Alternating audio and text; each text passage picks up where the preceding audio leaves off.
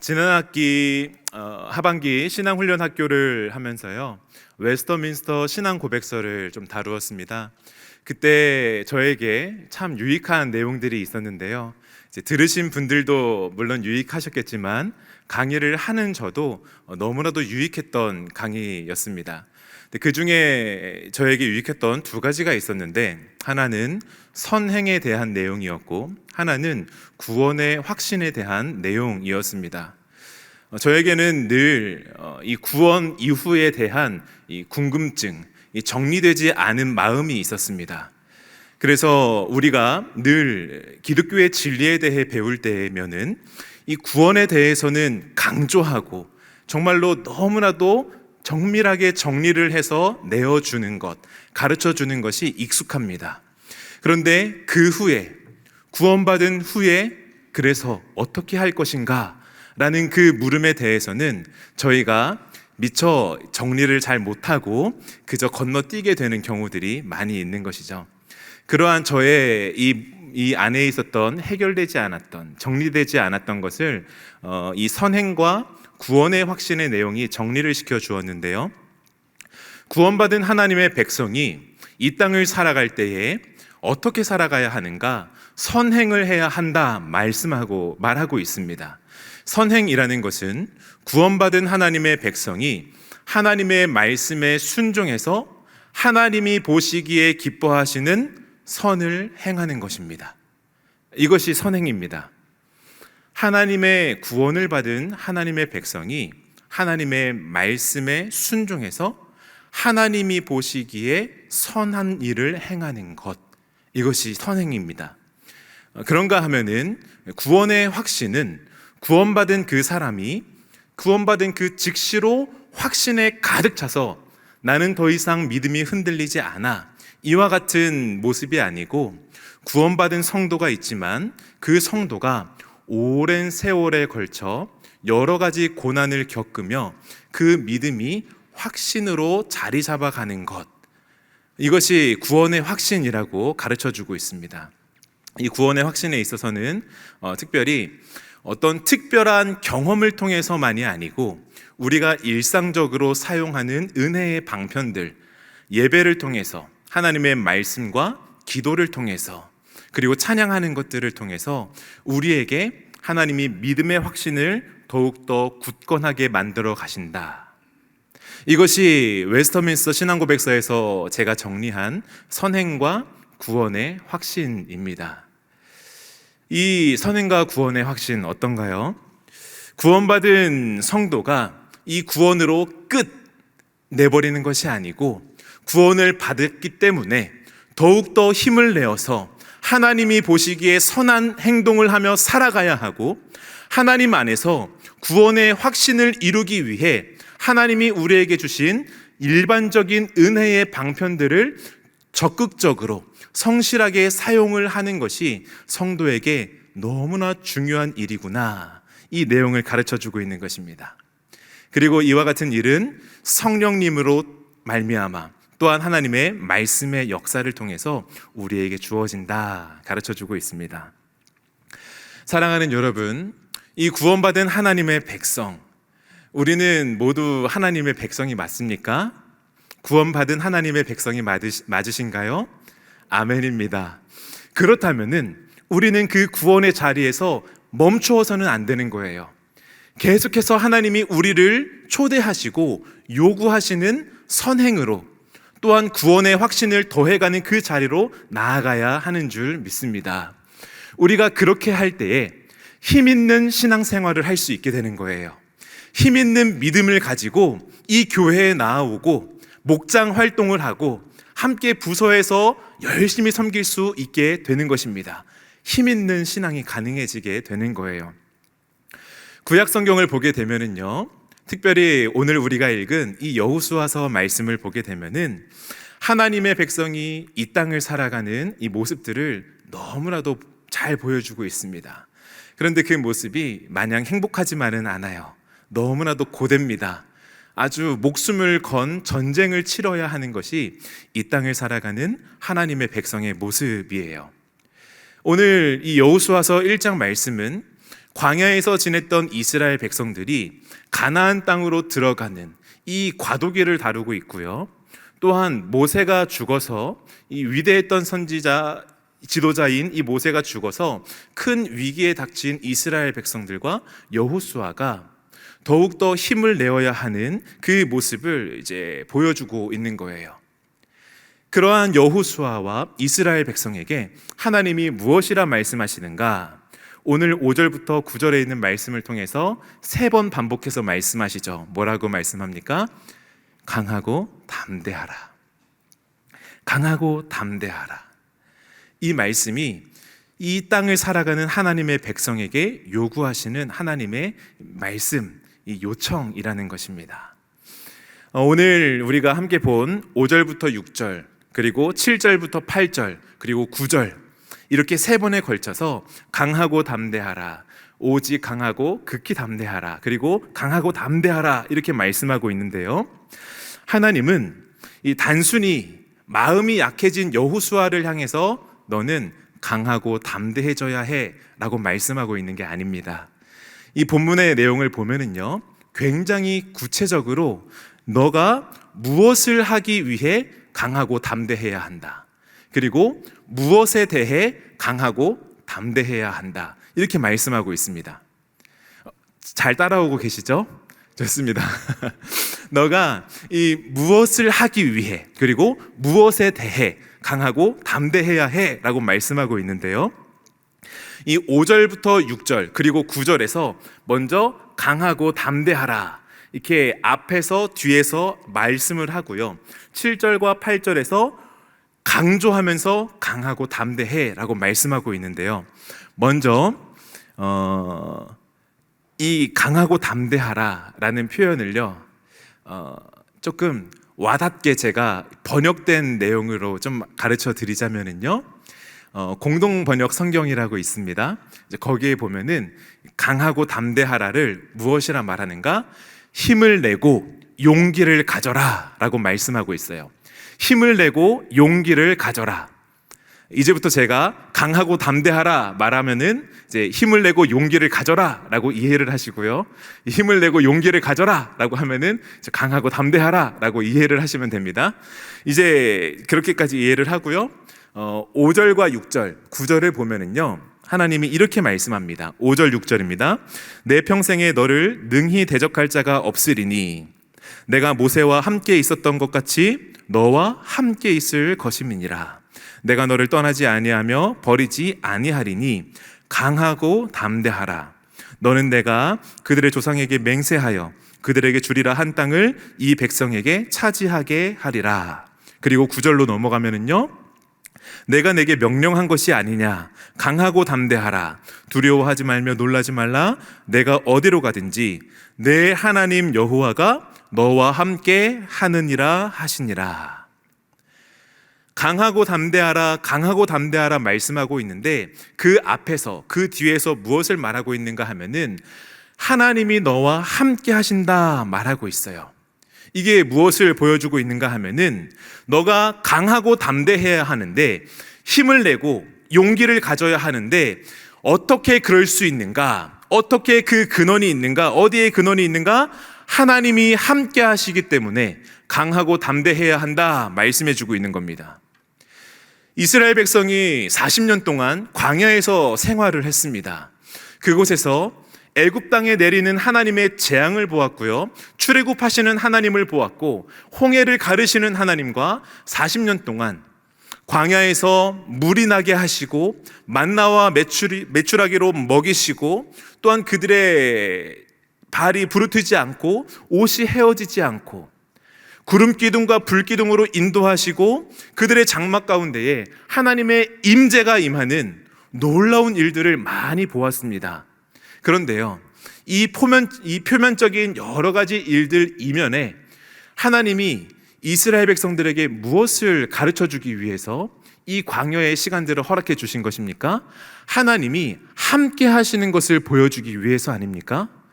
하나님이 함께 해주시는 것을 보여주기 위해서 하나님이 그 광야 시간 내내 그들을 먹이시고 입히시고 이끄시고 임재하시는 것들을 계속해서 보여주시는 것입니다. 하나님이 그분의 백성과 함께 하신다는 것을 가르쳐 주기 위해서예요. 신약으로 넘어오면은요, 예수님도 이렇게 말씀하십니다. 저희가 지상 명령이라고 잘 알고 있는 마태복음 28장 18절부터 20절 말씀인데요. 예수님이 이렇게 말씀하시죠. 예수께서 나와 말씀하여 이르시되 하늘과 땅의 모든 권세를 내게 주셨으니 그러므로 너희는 가서 모든 민족을 제자로 삼아 아버지와 아들과 성령의 이름으로 세례를 베풀고 내가 너희에게 분부한 모든 것을 가르쳐 지키게 하라. 볼지어다 내가 세상 끝날까지 너희와 항상 함께 있으리라 하시니라. 지금 예수님이 제자들을 보내시면서 복음을 증거하게 하고 제자를 삼게 하고 세례를 베풀게 하고, 그리고 이 과정 속에서 많은 기적과 이적들이 나타납니다. 표면적으로 여러 가지 이적들, 여러 가지 모습들이 나오는데 그 안에 근원적으로 우리가 알아야 하는 것이 있는데 무엇입니까? 예수님께서 그분의 제자들과 함께 하신다라는 것이죠. 예수님께서 그분의 제자들과 함께 하시기 때문에 이 제자들이 마음껏 나아가서 하나님의 일을 감당하게 하는 거예요. 사랑하는 여러분, 하나님이 여호수아에게 강하고 담대하라 라고 말씀하실 때에는요, 바로 하나님이 함께 하시기 때문에 이 근원이 딱 자리를 잡고 있는 것입니다. 하나님이 함께 하시기 때문에 여호수아야 용기를 가져라, 힘을 내어라 말씀하고 있는 것입니다. 여기에서 저희는 이제 질문을 해봐야 합니다. 왜 하나님은 여호수아에게 힘을 내라, 용기를 가져라 말씀하고 있는 걸까요? 여호수아가 해야 할 일이 있기 때문입니다. 무언가 할 일이 있기 때문이에요. 그게 무엇인가 하면은 땅을 차지하는 것입니다. 6절 말씀을 보게 되면은요, 이렇게 말씀합니다. 강하고 담대하라. 너는 내가 그들의 조상에게 맹세하여 그들에게 주리라 한 땅을 이 백성에게 차지하게 하리라. 땅을 차지하게 하기 위해서 여호수아에게 힘을 내어라, 용기를 가져라 말씀하고 있는 거예요. 이 땅을 사랑하는 여러분, 이 땅은요, 하나님이 아브라함에게 약속하신 여러 가지 복들이 있습니다. 여러 가지 약속들이 있는데 그 중에서 직접 눈으로 보고 손으로 만지고 발로 딛고 또한 그 땅에서 나는 것들을 먹으면서 맛볼 수 있는 것, 바로 하나님의 복의 실제가 나타나는 곳이 바로 이 땅입니다. 하나님의 복을 실제적으로 경험할 수 있게 하는 것이 바로 이 땅이라는 거예요. 그런가 하면은 신약으로 넘어오면은 이 아브라함에게 약속하셨던 자손과 복의 근원, 그리고 땅에 대한 모든 약속이 어디로 성취가 되죠? 예수님 안에서 성취가 됩니다. 예수님이 바로 아브라함의 궁극적인 후손으로 오셨고, 또한 예수님이 모든 복의 근원이며 통로가 되어주시고, 또한 예수님 안에서 사는 삶 자체가, 예수님 안에서 사는 삶 자체가 바로 하나님이 주시는 복을 실제적으로 경험하는 그 모든 현장이라는 것을, 그 땅의 성취라는 것을 저희는 알 수 있게 되는 거죠. 이와 같이 하나님은 그 땅을 차지하기 위해서 지금 여호수아에게 무엇이라 말씀했다고요?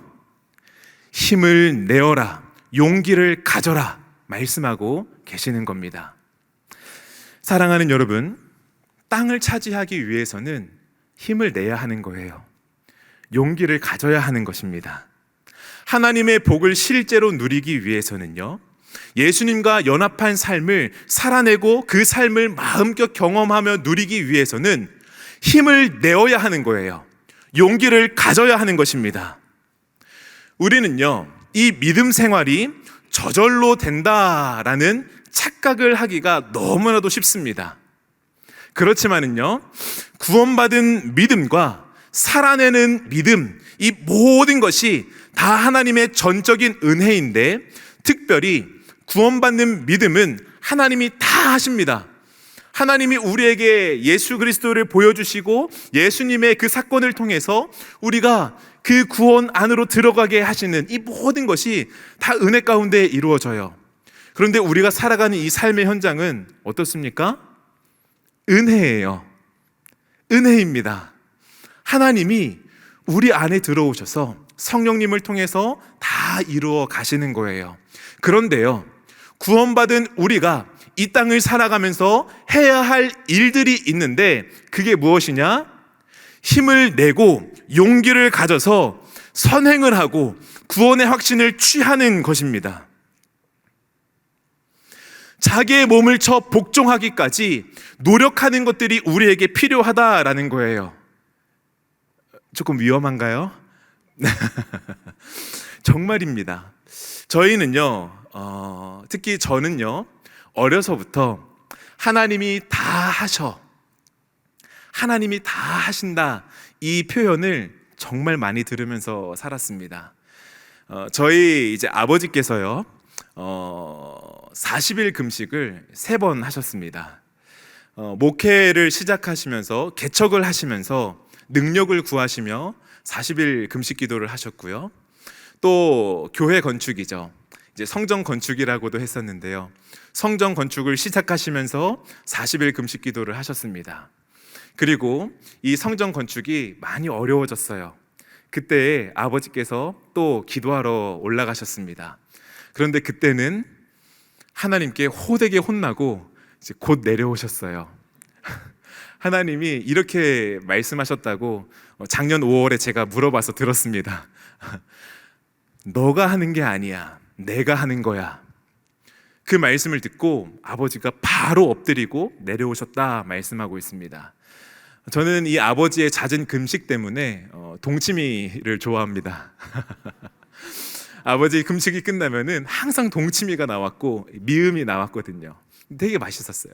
근데 아무튼 아버지께서 그와 같은 경험을 하시고 저에게 성준아, 너가 하는 게 아니야, 하나님이 하시는 거야.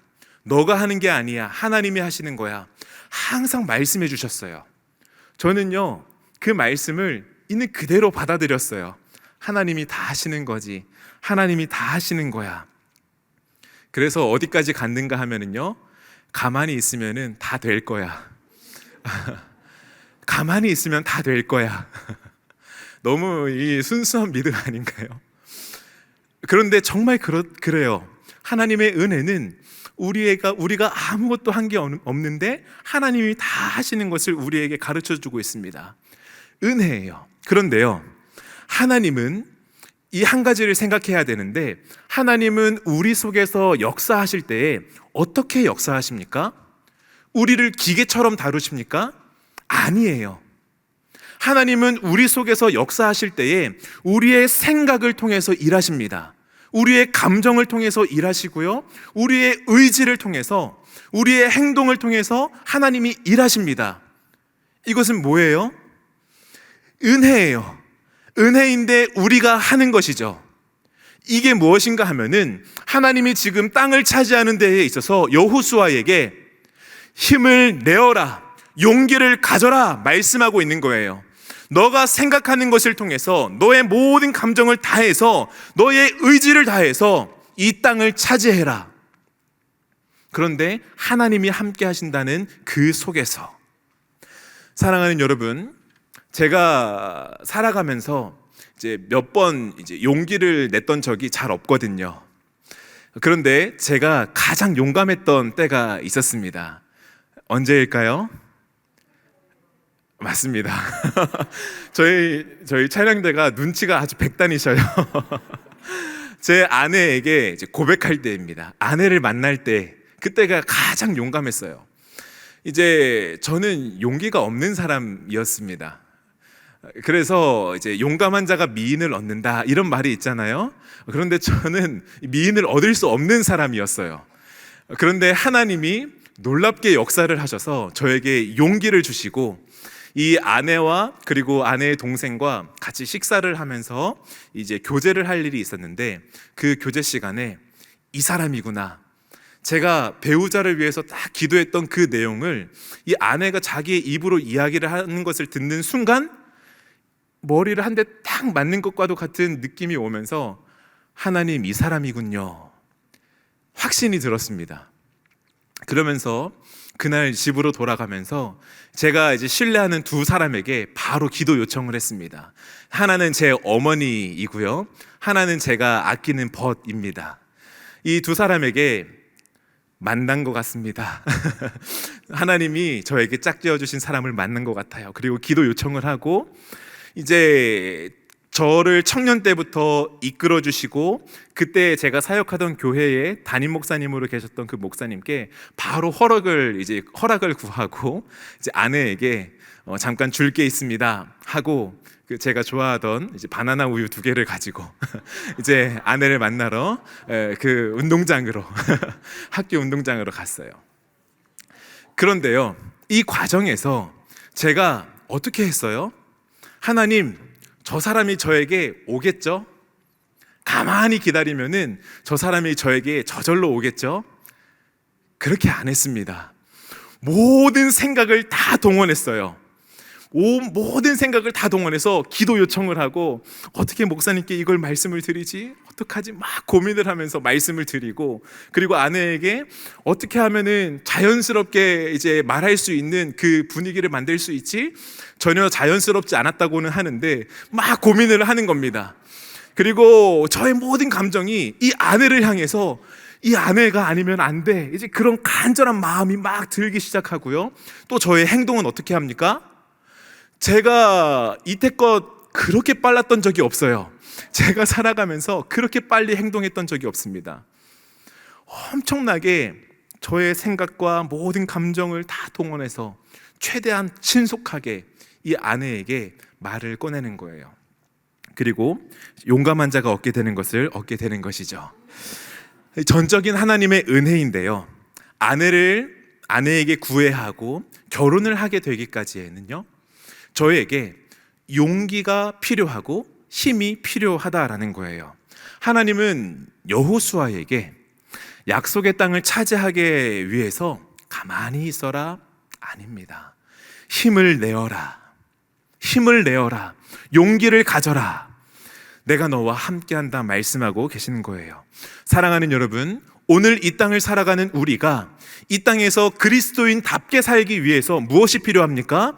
가만히 있으면 되는 겁니까? 나는 구원을 받았으니까 다 됐어 하고 가만히 있으면 되는 건가요? 아니라는 겁니다. 힘을 내야 하는 거예요. 용기를 가져야 하는 겁니다. 그래서 하나님이 우리에게 원하시는, 하나님이 보시기에 선한 행동을 해야 하는 겁니다. 우리가 살아가고 있는 일터에서, 우리의 가정에서, 우리의 교회에서 적극적으로 힘을 내고 용기를 내어서 하나님이 보시기에 선한 삶을 살아내어야 한다라는 것입니다. 이게 무엇입니까? 이 땅을 살아가는 우리에게 하나님이 요구하시는 모습이라는 거예요. 사랑하는 여러분, 이제 새 학기가 시작되어 갑니다. 그런데 우리에게요, 이와 같은 결단이 필요하겠어요. 힘을 내십시오. 용기를 가지십시오. 그래서 새 학기를 시작할 때에 우리가 그저 하던 대로 새 학기를 시작하고 신앙훈련을 마주하고 똑같은 예배를 드리고 말씀을 마주하는 것이 아니고 힘을 내어서 용기를 가져서 하나님이 우리에게 허락하신 그 땅을 취하는 일들이 우리에게 있게 되기를 주님의 이름으로 축복합니다. 이와 같이요, 하나님은 여호수아에게 힘을 내고 용기를 가져라 말씀하십니다. 그런 다음에 가운데 7절과 8절 말씀을 보면은요, 두 번의 강조가 등장합니다. 두 번의 강조가 등장하는데 어떻게 말씀하고 있습니까? 오직 강하고 극히 담대하라 말씀하고 있죠. 이것을 공동번역 성경에서 어떻게 말씀하고 있는가 하면은 용기 100배, 있는 힘을 다 내어라. 용기 100배, 있는 힘을 다 내어라 라고 말하고 있는 거예요. 너는 오직 강하고 극히 담대하라. 그런데요, 무엇에 대해서 용기 100배, 있는 힘을 다 내어라 말씀하고 있습니까? 말씀에 대해서입니다. 말씀이요. 사랑하는 여러분, 하나님은 지금 여호수아에게 무엇을 가르쳐주고 계시는 거예요? 너가 그 약속의 땅을 차지하는 데에 힘을 내고 용기를 가져야 해. 그런데 그것보다 더 큰 용기를 내고 있는 힘을 다 내어 지켜야 하는 것이 있는데, 취해야 하는 것이 있는데, 그게 무엇인가 하면은 말씀이라는 것입니다.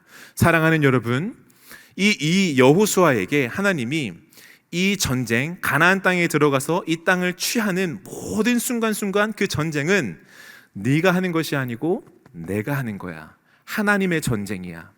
그래서 어떻게 하라는 것입니까? 말씀을 지켜. 사랑하는 여러분, 사도 바울은요, 신약 성경은 이 말씀을 똑같이 가지고 옵니다. 그래서 오늘날 우리에게도 하나님의 말씀이 필요하다 말하면서 무엇을 말합니까? 영적 전쟁을 말하고 있어요. 에베소서 6장 말씀에 보면은 영적인 전쟁을 말하면서 너희들이 전신갑주를 취해야 한다.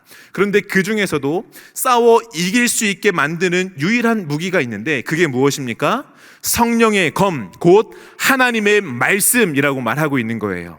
사랑하는 여러분, 우리가 이 땅을 살아가며 하나님을 마음껏 누리고 예수님과 함께하는 그 참된 땅을 마음껏 누리고 그 땅을 취하는 일들이 우리에게 있어야겠는데, 이 싸움, 이 취함이 어떻게 가능합니까? 말씀을 통해서 가능하다 말씀해주고 있습니다. 사랑하는 여러분, 용기 100배, 있는 힘을 다 내십시오. 무엇에 대해서요? 말씀에 대해서요. 그러할 때에 우리에게 주어지는 여러 가지 영적인 전쟁 가운데에서 우리가 하나님이 주시는 그 승리를 맛보게 될 줄 믿습니다. 그 영적인 싸움에서 승리를 마음껏 누리는 이번 학기가 되기를 축복합니다.